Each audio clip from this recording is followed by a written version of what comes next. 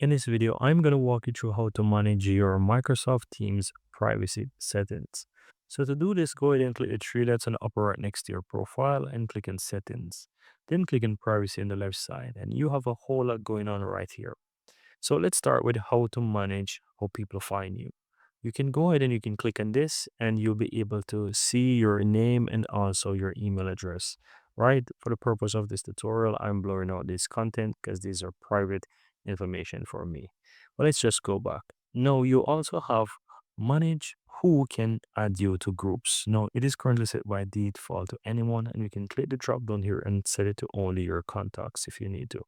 Manage who can call you. You can set that to anyone or only your contacts. It's really up to you right there.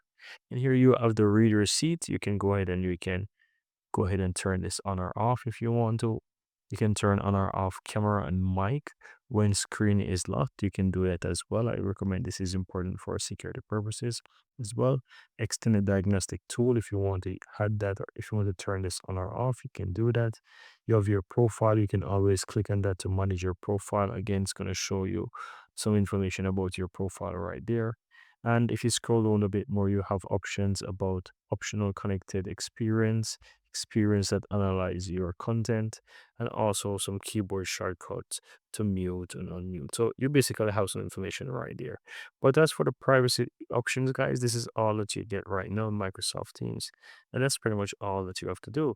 You can easily come here and find it by following these steps to make changes to your privacy settings. Thank you guys for watching and see you in the next video.